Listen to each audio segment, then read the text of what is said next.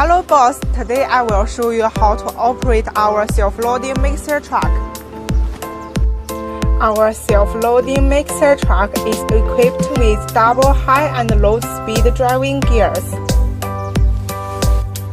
When we are working, we should shift the right gear to the low speed gear position. This will make it easier to climb slopes and provide sufficient power. Meanwhile, there is also a gear on the left. When working, we should shift it to the low speed gear position as well. Please feel free to contact us at any time.